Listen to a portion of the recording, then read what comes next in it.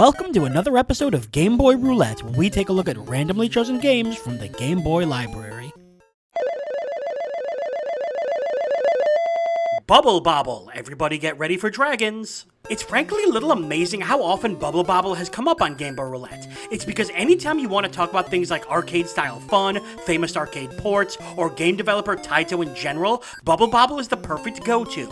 Originally released as an arcade cabinet in 1986, the simple joy of dragons shooting bubbles at enemies was an instant mega hit for Taito, spawning numerous sequels and virtually pioneering the style of clear-the-screen arcade games that would become so ubiquitous over the years.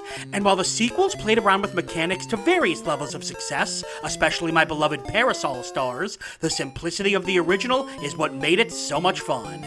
So I have a feeling that this game is going to convert perfectly to the Game Boy, but we do have a mystery to unravel before we move forward: the developer and publisher. I don't usually show the box art this early, but in this case we're going to skip ahead a bit. The art is lively and colorful, with twin dragons Bub and Bob, who might be humans, but I'm kinda not really paying attention to the lore. I'm more focused on this. Natsume was another video game developer and publisher who we've seen a lot of, most notably for the Harvest Moon series. And while they did work closely with Taito in early years, I can't find any information on what they did for this Game Boy release. If anyone can figure this out, let me know. I genuinely cannot find info.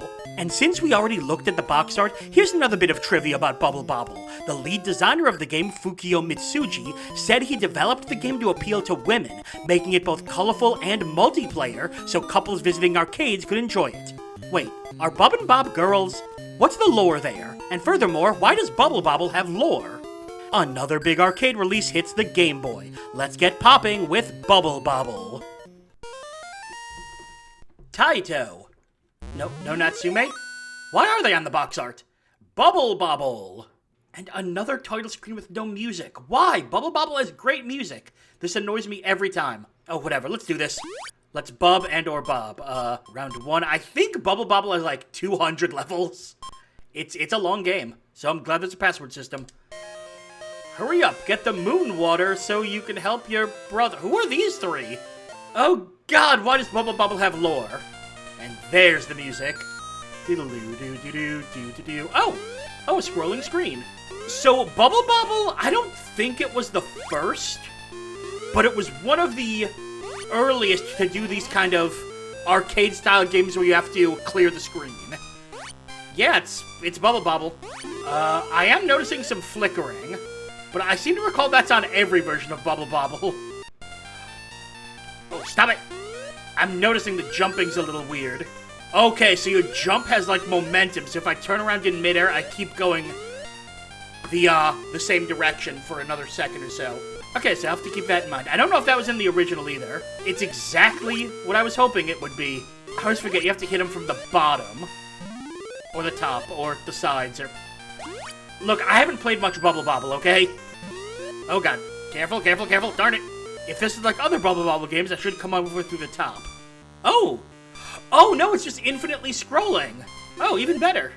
Grab the butterfly. Man, there's a lot of flickering. Again, though, the flickering is almost like... It's almost a gameplay mechanic in Bubble Bobble. It's so ubiquitous for the series. Now, the question is... How do I get the passwords? Because there's so many levels. I'm also noticing, and I'm pretty sure this was in the original Bubble Bobble too, you can't really control how high your jump goes. So, holding jump, tapping jump. Yeah, there's no, like, jump control. So, for better or worse, they have, you know, transplanted Bubble Bobble to the Game Boy. I do think it's missing something about the color, though. Which, ow, I guess is why I saw they made a Bubble Bobble for Game Boy Color. Like, specifically a version of... Oh, is that game over? Yes. There's the password, WLL1. But yeah, they made another version of Bubble Bobble for the Game Boy Color, which is cool. Because again, Bubble Bobble was one of those arcade games that really, right, that one. Okay, first off, like I was saying, Bubble Bobble is one of those arcade games that really looked great, but also that power-up would then make a return later in one of my favorite arcade games ever, which I don't know if it was ever on arcade, it was just TurboGrafx, Parasol Stars, which does have a Game Boy port. Oh, okay, Jupiter's bad. We learned something today. The jumping, you have to get used to. It's very weird. You expect to be able to rock back and forth in midair like most sort of standard platformers, but here your momentum carries stuff. Oh, I'm dead. You have to be very careful. Behind its exterior of being, you know, cutesy and with dinosaurs and bubbles. Bubble Bobble's a tough game. Did I just beat the whole level in one jump? Is that Brian the undisputed king of Bubble Bobble? See, there's plenty of updated versions of Bubble Bobble out there to play. There's plenty of versions that are like, okay, much better graphics, new gameplay mechanics, all sorts of cool stuff we're adding in. But in this case, they didn't do that. Bubble Bobble for Game Boy, very specifically, they want to recreate the original Bubble Bobble. I wonder if the levels are the same as... Well, no, they can't be, because in the original, those levels didn't scroll. Stay up, stay up, stay up. Oh, God, Bubble Bobble is very satisfying. Careful! Okay, there's infinite continues. That's nice. Okay, so it's a very, very casual experience. It's casually difficult, is the best way to put it. Which I think is a good way to put most of these arcade ports that ended up on the Game Boy. Careful of the planets, careful of the planets!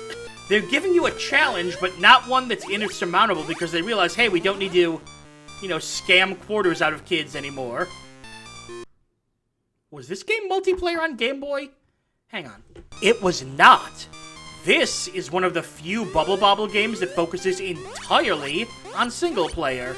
It is pretty much exactly what I was both expecting and hoping for.